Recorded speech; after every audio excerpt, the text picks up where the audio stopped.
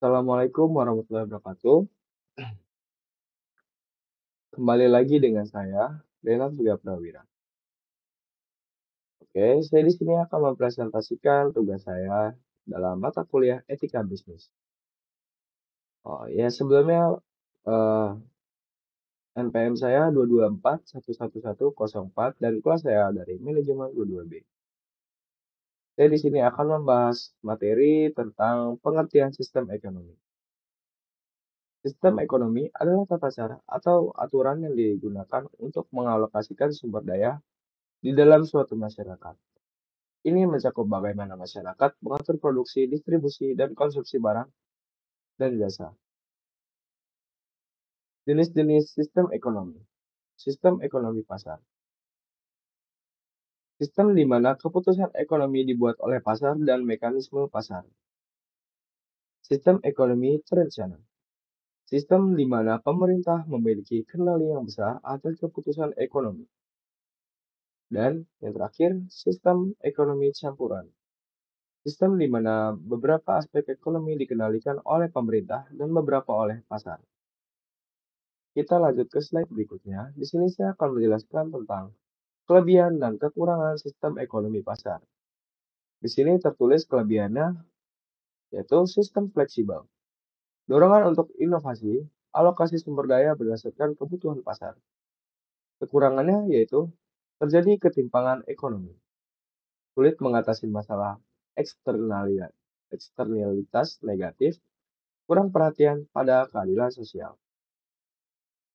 Kelebihan dan kekurangan sistem ekonomi terencana. Kelebihannya yaitu pemerintah memiliki kontrol yang kuat, kesetaraan pendapat, dan redistribusi lebih terjamin. Kekurangan. Kekurangan intensif untuk inovasi, birokrasi yang kompleks, sulit menyesuaikan diri dengan perubahan cepat. Kita lanjut ke slide berikutnya. Sini saya akan menjelaskan tentang peran pemerintah dalam sistem ekonomi.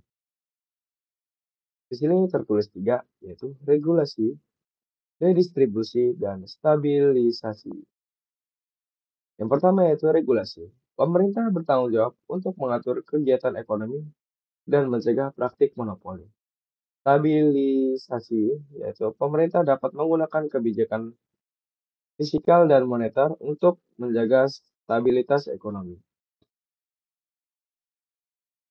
Dan redistribusi, pemerintah memainkan peran dalam mendistribusikan kekayaan dan memastikan kesetaraan sosial dalam masyarakat.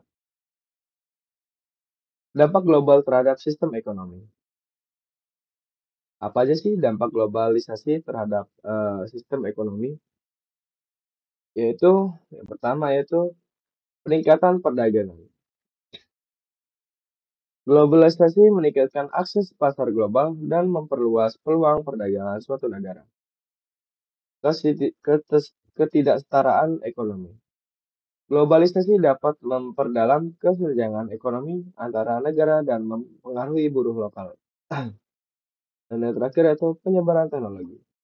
Globalisasi memfasilitasi penyebaran inovasi dan teknologi di seluruh dunia. Tantangan dalam mengembangkan sistem ekonomi berkelanjutan. Kegagalan pasar. Tantangan mengatasi kegagalan pasar untuk mencapai efisiensi ekonomi yang berkelanjutan. Konservasi lingkungan. Kesadaran akan perlunya mempertahankan lingkungan untuk mempertumbuhkan ekonomi jangka panjang. Dan tanggung jawab sosial. Pemikiran bahwa pertumbuhan ekonomi harus mempertimbangkan keadilan sosial dan tanggung jawab sosial. Oke, kesimpulan dan rekomendasi untuk sistem ekonomi yang lebih luas. Inklusivitas. Mengintegrasikan lebih baik pihak dalam proses ekonomi untuk mencapai inklusivitas sosial. Yang kedua itu lingkungan. Mengadaptasi kebijakan ekonomi yang mempertimbangkan dampaknya terhadap lingkungan. Inovasi. Mendorong inovasi untuk mencapai pertumbuhan ekonomi yang berkelanjutan dan keberlanjutan. Menjaga sistem ekonomi agar bertahan jangka panjang tanpa mengorbankan kesejahteraan manusia. Mungkin itu saja yang bisa saya sampaikan dari materi hari ini. Mohon maaf jika ada salah kata. Wassalamualaikum warahmatullahi wabarakatuh.